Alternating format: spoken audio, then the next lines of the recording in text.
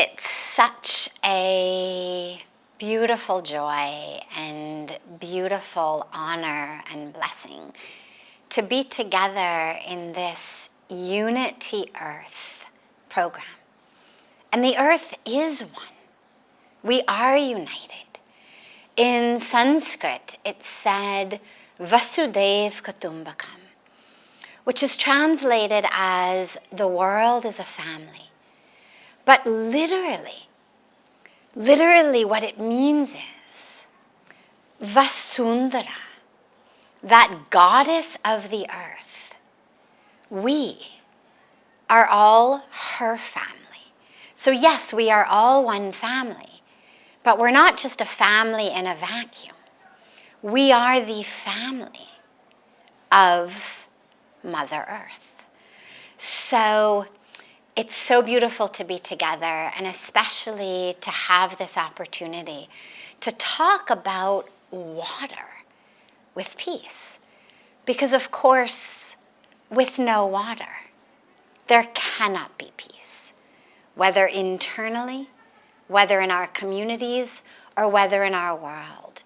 In fact, the former Secretary General of the United Nations stated very clearly that the next world war was going to be a war for water.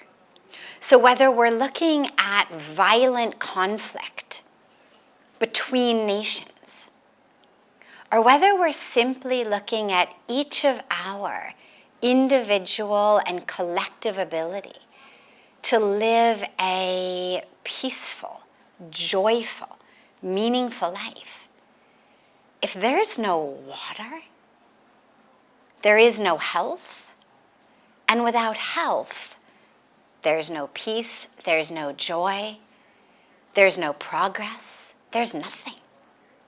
There's illness and death.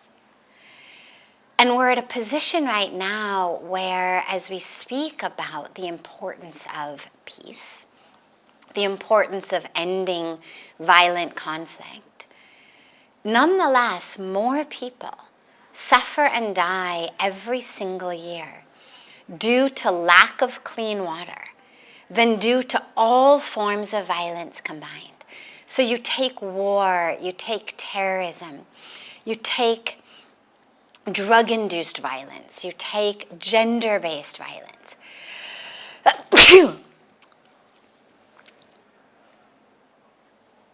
You take gender-based violence. You take all forms of violence combined. The sum total still pales in comparison to the number of those who are suffering and dying simply due to lack of clean water. So as we look today at strategies from local to global, what we realize is that in order for there to be access to water, there has to be water. Equal distribution and access comes only after there's actually enough water, enough clean water to be evenly distributed. And so the only strategy that really is going to work is a strategy that addresses both the ground level and also the grand level, the local and the global. But let's start on the individual level, on that local level, because while policies are critical, while the role of our government leaders, our corporate leaders are critical, the role of each of us is just as critical, if not more. And a lot of us have a lot more control over what we each do than over what our elected officials or the elected officials of other countries may do. So let's look at what we call the ground level. Strategies that each of us can implement. Number one, very simple. Keep riverbanks clean. In so much of the world, the banks of our rivers become dumping grounds. Dumping grounds for waste, dumping grounds for trash, dumping grounds for sewage. So if you live near a body of water, work to keep it clean. Let this be a Saturday morning activity. Let it be what you do for your birthday party, for your children's birthday party. Let it be what you inspire and engage your community to do. Pick up trash. Clean those banks. And of course, it's not only on the actual banks of the river, because each of our streets, our alleyways, if those are full of trash and pollutants, well, eventually all of that ends up into our water. So it means, number one, we take care of pollution. Number two, plant trees. The importance of planting trees cannot be overstated. So much of the water that we have comes not just from glaciers. We all think about sources of water as glaciers, and there are. But not all of the water comes from glaciers. So much of the fresh water that we have actually comes from mountain springs, which are fed and created by trees. For example, I live on the banks of the Ganga River, where, yes, we've got the Gomukh Glacier giving us that sacred water. But the amount of water that comes out of the glacier is tiny compared to the volume of water in the riverbed downstream, when all of the tributaries, all of the other streams from the mountains merge into Ganga. And those are all tree-fed, mountain-fed streams. So plant trees. Again, a perfect birthday activity, a perfect Saturday morning activity, a perfect gift to give people for their birthdays. Plant a certain number of trees in their name, in their honor. And if you don't want to do it personally, no problem. There's so many organizations around the world that are planting trees. You can do it through them. But to the extent that you can actually get hands-on involved, then it reconnects our heart to Mother Earth. Number three, ensure that your local municipality isn't dumping waste into your water sources. And this is also very critical, because some of it is directly what we do, and some of it is what happens through our municipalities. So pay attention, be engaged, be aware, be conscious. Where does your sewage go? When your trash gets picked up, where does it go? And if you don't like where it goes, if you're not satisfied with the way that your local municipality is taking care of waste, well, get together as community action.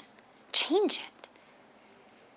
Every great movement in the world has been movements of people, ordinary people, who care about bringing change. Next, change how we eat, change how we dress, change how we shop. Every single day, that which we put in our bodies, that which we put on our bodies, our food and our clothes, have a huge impact on water in the world. There isn't time to go into all of the details, but a meat-based diet, animal agriculture, beef, chicken, pork, all of the non-vegetarian foods are one of the greatest reasons for the water shortage that we have. They are one of the greatest wasters of water. Just to give you an example, the amount of water that goes into one meal of hamburgers is the same amount of water that you use in bathing for 6 months. Chicken is about a third. Chicken is about 2 months, which means that if you sit down to a meal of burgers, you've got to be prepared not to bathe for 6 months to offset that water. If you sit down to a meal of chicken, you have to be prepared to not bathe for 2 months. So go vegetarian. At least if not 100% of the time, go veg as much as you possibly can. Every meal has a huge impact. But it isn't only vegetarian or non-vegetarian. Go online, there's charts that are so easily available. What are the foods that take up the most amount of water? For example, here in India, one of the things that we see is this preference for rice over other grains is contributing to a very significant water issue. They're trying to grow rice in places that have no water. So agriculture, what we eat, be a conscious eater. Fashion. The fashion industry is one of the greatest polluters of our water source. But there's all kinds of alternatives. Now you can dress in beautiful fashion that's organic, that's fair trade, that's eco-friendly. It simply requires us to be conscious, to live consciously, to live with awareness, to live mindfully. So make these decisions mindfully. And if we come together in these movements, we can create a huge change. I remember when I was growing up and Greenpeace ran this dolphin-safe tuna campaign. There was a huge movement of how the tuna industry was killing dolphins in their nets. And I remember being a young kid in school where everybody ate tuna fish sandwiches. No child would allow their parents to buy tuna that wasn't dolphin safe. It had to have that dolphin safe label on it. I remember being a teenager when Coors beer wouldn't pull out of apartheid South Africa. What all of the political pressure could not achieve, economic pressure did. There was this massive boycott of Coors beer. And so these are just two really simple, easy examples of what people's movements of using the power of their money to buy that which is sustainable, that which is healthy, that which is good for the planet, has made huge differences. And now is the time for each of us to do that. We need to vote. If your leaders are not treating the earth the way that you want them to, vote in new leaders. So we vote with our votes, and we vote also with our notes, dollars, euros, rupees, pounds. What are you using your money to purchase? And lastly, as time is running very short, but lastly, this grand level, we need to ensure that our policymakers, the owners, the heads of multinational corporations, that they are acting in alignment with our values, with our ethics, with a protection and preservation of the planet's water. And through those votes and through those notes, we need to ensure that we are putting that pressure on them to do so. And yeah, it takes work. But a lot of religious traditions have a practice of what they call tithing, where people give 10% of their income to the church, for example. I'm not asking for that. But give 10%. Can each of us give 10% at least of our time to actually working for water? We get up every day, we go to work so that our children have better opportunities, a better life. But if we don't provide them with water, it doesn't matter what great education you give them, what cars, what jobs, what careers? Because if there isn't clean water to drink, nothing else matters. So let's start a movement of tithing for water. 10% of our time being spent to work for water. If we all do that, really sincerely on the ground level and pushing toward the grand level, we will be able to turn things around. And it's the most important and the greatest gift, as well as the most critical responsibility that we have to today and to tomorrow.